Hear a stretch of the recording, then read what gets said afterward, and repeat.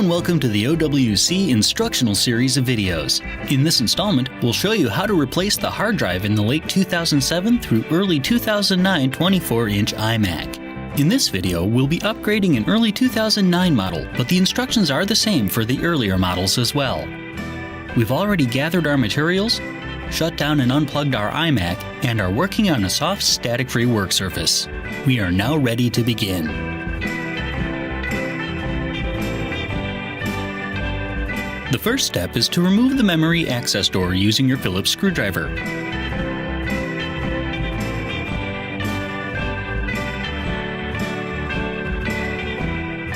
Next, attach the two suction cups to the glass panel in the top corners. Gently pull back on the panel to detach it from the magnets that hold it in place. We can now lay the iMac on its back. To remove the front bezel, we'll first need to remove 12 Torx T8 screws of 3 different lengths. Start with the 6 screws along the left and top edges. These are the shortest screws.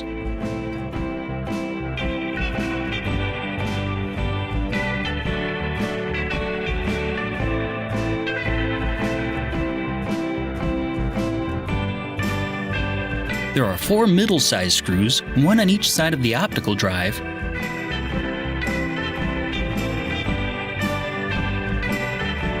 and one in each of the 2 lower corners.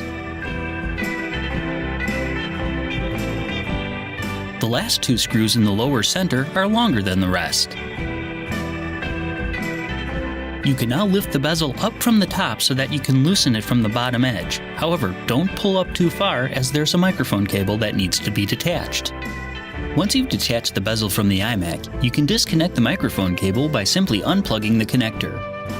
Then, set the bezel aside. Next, we need to remove the LCD itself. We'll start by detaching the LVDS connector near the lower right. First, remove the 2 Torx T6 screws holding it in.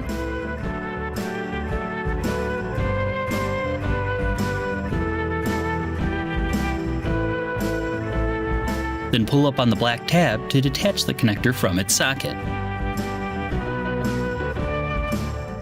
Next, remove the Torx T8 screws holding the display in place. There are 4 on each side.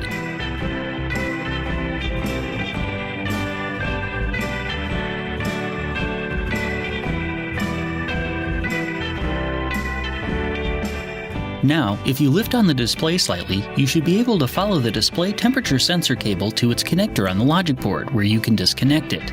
In some versions of the early 2009 iMac, the cable connects towards the center of the iMac rather than in the lower left as pictured here. Either way, the connector simply slides out of its socket. Lift up the display a little more and you'll see a cable covered in Mylar tape. Pull the tape back to reveal the inverter connector, which you can then unplug.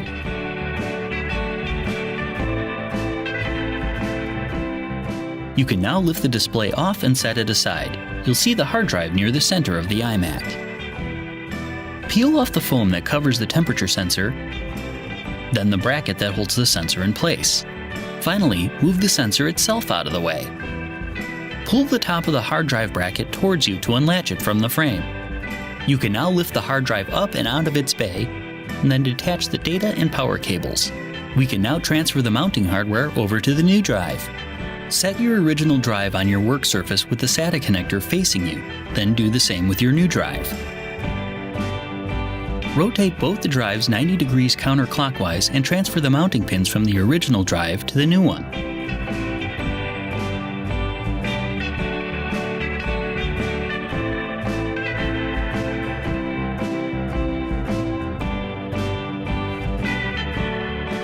Then, rotate the drives 180 degrees and do the same thing with the retainer clip.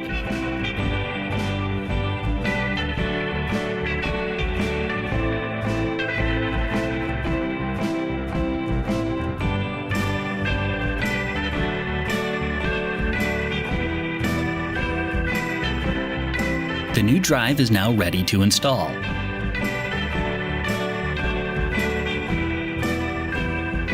Reattach the power and data cables to the drive.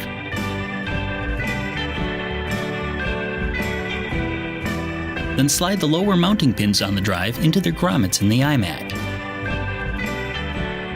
You can then lay the drive flat into the iMac and push the top handle down until it latches into place. Place the heat sensor with the flat side down in roughly the same place as on the original drive. Then use the bracket to hold it in place. There should be enough residual adhesive to allow it to stick.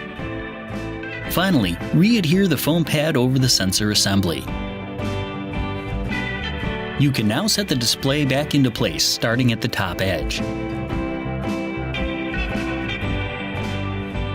Reattach the inverter connector by sliding it back into its socket, then covering it back up with the Mylar tape. Then, reattach the display's temperature sensor cable by lining up its connector and sliding it into place. You can now lay the screen down all the way, slide the LVDS connector back into its socket, and secure it with the 2 Torx T6 screws.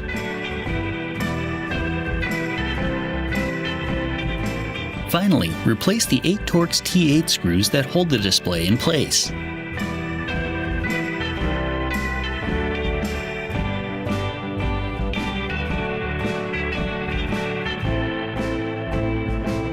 Reattach the microphone cable on the front bezel to its connector by lining the 2 connectors up and sliding them together.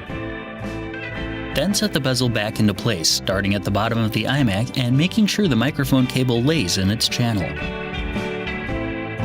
You can now replace the screws that hold the bezel in. Start with the 2 longest screws in the center bottom. The 4 medium-sized screws go in the 2 lower corners and on either side of the optical bay.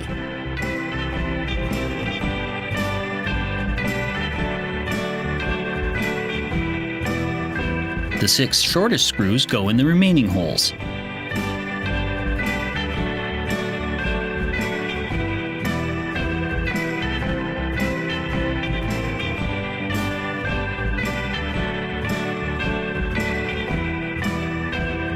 If the iSight camera isn't centered in its cutout, use your screwdriver to maneuver it into position through these 2 holes.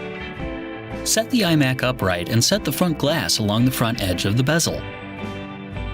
Use a microfiber cloth to make sure there's no dust on the LCD or the back side of the glass.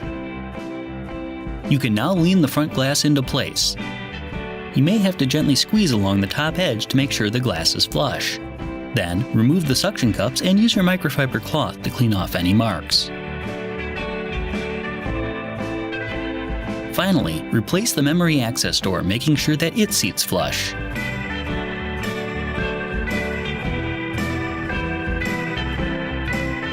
You may now plug your iMac back in, hook it back up, and turn it on.